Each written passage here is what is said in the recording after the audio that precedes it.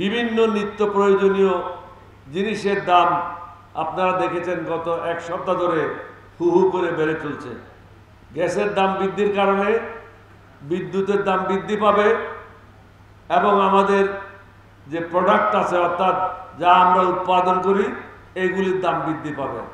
সুতরাং বাংলাদেশের বিভিন্নভাবে সমস্যা সৃষ্টি হবে। অতি দ্রুত বিভিন্ন ব্যবসায়ীদের সাথে একা একা বসে এর সমাধান বের করেন। কাগজে কলমেও খাতায় অর্থনীতি খুবই ভালো, কিন্তু বাস্তবে ফাঁকা। কোনো ধরনের অগ্রগতি হয় নাই। যদি হয়ে থাকে তাদেরকে অনুরোধ করব জনসমক্ষে হিসাব করে দেখান বিদেশ থেকে কত টাকা বিনিয়োগ এসেছে। বিগত আপনারা আসছেন এখন 9 মাস চলছে, গত 9 মাসে কত টাকা বিদেশ থেকে বিনিয়োগ এসেছে আপনারা একটা সরকারিভাবে স্টেটমেন্ট দেন, তখনই আমরা বুঝবো কত ধানে কত চাল। শুধু ফাঁকা বুলি দিয়ে ইউটিউবের মাধ্যমে আমাদেরকে মিথ্যা তথ্য দিয়ে সেরে যেতে পারবেন না। আমাদের জানা মতে বিগত 8 মাসে মাত্র 0.10 10 তো বলা যাবে না, 0.10 বিলিয়ন ডলার বৈদেশিক বিনিয়োগ এসেছে।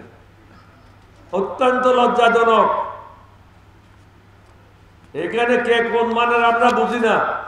আমরা চাই জনগণের পেটে ভাত জুটুক, জনগণ শান্তি থাকুক। আপনারা প্রায় 9 মাস ক্ষমতায় আছেন, মনে হচ্ছে ক্ষমতা ভোগ করছেন। জনগণের সমস্যা নিরসনে উল্লেখযোগ্য কোনো উদ্যোগ দৃশ্যমান নয়। 5ই আগস্টের পর স্বৈরাচারের গুন্ডাদের কর্মকাণ্ডের বিরুদ্ধে জনগণ যে মামলাগুলি করেছে বা অভিযোগ দাখিল করেছে, স্বরাষ্ট্র মন্ত্রণালয় এখনো পর্যন্ত উক্ত মামলাগুলি সুষ্ঠু তদন্তের মাধ্যমে কারো বিরুদ্ধে চার্জশিট দখল করে নাই। যখনই আপনি তাদের সাথে কথা বলেন এগুলি পলিটিক্যাল মামলা। একটা মানুষকে মেরে ফেলেছে, কাকে হত্যা করার চেষ্টা করেছে, এগুলি পলিটিক্যাল মামলা কি করে হয়? এরকম অশিক্ষিত লোকদের দ্বারা কি উপদেষ্টার কাজ হবে? হবে না। যেখানে মানুষ মারে ফেলাই দিয়েছে, মানুষ মারতে চেষ্টা করেছে, হয়তো ভাগ্যবশত বেঁচে গেছে, এগুলি কিভাবে পলিটিক্যাল মামলা হতে পারে? বান্ডেল থাকলে প্রতি সেনমানিতে টাকা বাঁচবে। বিকাশ সেনমানি বান্ডেল কিনে জিতুন প্রতি লেনদেনে। আমি এখানে সাবধান এবং হুঁশিয়ার বাণী উচ্চারণ করে বলতে চাই, দেশ অনিশ্চিত ভবিষ্যৎ এবং রক্তপাতের দিকে এগুচ্ছে। অতীতে অনেক কথা বলেছি যা সঠিক হয়েছে, আজকে বলে দিই আবার অনিশ্চিত ভবিষ্যতের দিকে এগুচ্ছে, রক্তপাতের দিকে এগুচ্ছে। হয়তো আপনাদেরকেও যারা সরকার পরিচালনা করছেন একদিন কাঠগড়ায় দাঁড়ানো করা হবে। সুতরাং সময় থাকতে সঠিক পদক্ষেপ নেন, জনগণকে শান্তিতে স্বস্তিতে বসবাস করতে দিন। চাকরি হয়তো দিতে পারলেন না, কিন্তু আমাদেরকে শান্তি দিন। চাকরি চাই না, চাই শান্তি। শুধু মিষ্টি কথায় ভাষণ দিয়ে দেশ চালানো যাবে না, জনগণের সমস্যার সমাধানও হবে না। জনগণকে ফিরিয়ে দেন। 5ই আগস্টের চেতনাকে বুলুণ্ঠিত করবেন না। 5ই আগস্টকে ছাত্র রাজনীতি করার জন্য আসছে না। এই দেশে গণতন্ত্র নাই, গণতন্ত্র পুনঃপ্রতিষ্ঠার জন্য। স্বৈর শাসন হয়েছে, স্বৈর শাসনকে বিদায় করার জন্য। এই দুইটাই তো ছিল, স্বৈরাচারীদের বিদায় এবং নতুন নির্বাচনের মাধ্যমে নতুন সরকার গঠন। এখন কেন বিভিন্ন জায়গায় সবাই পা ডুবিয়ে দিচ্ছেন? অনেক উপদেষ্টারা ছাত্রদের রাজনীতির সাথে জড়িত।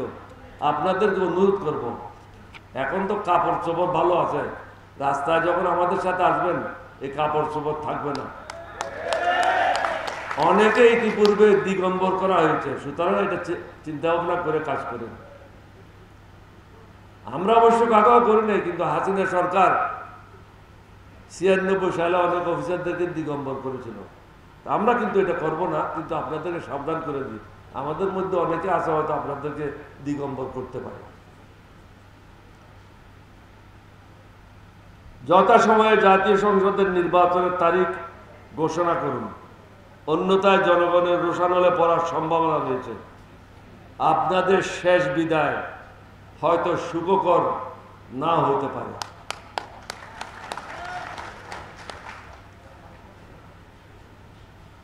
শত শত কোটি টাকা ব্যয় করে ফেসবুক এবং ইউটিউবে আপনাদের সফলতার গীত যতই প্রচার করেন না কেন, বাস্তবতা হলো সরকার পরিচালনা করার মতো দক্ষতা, আন্তরিকতা এবং অভিজ্ঞতা আপনারা এখনো প্রমাণ করতে পারেন নাই। দেশের জনগণ চিন্তিত,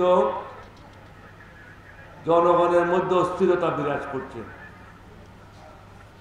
অনুরোধ করব, জনগণকে আশ্বস্ত করেন, নির্বাচনের দিন ঘোষণা করেন।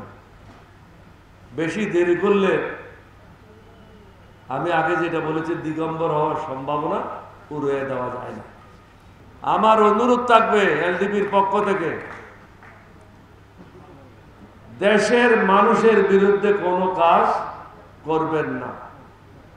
মানুষের আকাঙ্ক্ষা এখন একটাই, সেটা হলো সুষ্ঠু, অবাধ, নিরপেক্ষ নির্বাচন, এখানে অন্য কিছু নেই। আমার দল ক্ষমতা যাওয়ার সম্ভাবনা নাই, তারপরও আমি একজন প্রবীণ রাজনীতিবিদ, যারা বর্তমানে রাজনীতি করছে অ্যাক্টিভ, তাদের মধ্যে আমি সবচেয়ে বয়স্ক। দেশ পরিচালনা করার অভিজ্ঞতা আমি ছাড়া আর কারো নাই, সফল মন্ত্রী কেউ নাই, 6 বারের এমপি। আমার অভিজ্ঞতার আগে বলছি, বিপদ খুব সামনে, সাবধান। নির্বাচনের ডেট ঘোষণা করেন, মানুষকে আশ্বস্ত করেন, রাজনৈতিক দলগুলিকে নির্বাচনের দিকে ধাবিত করেন।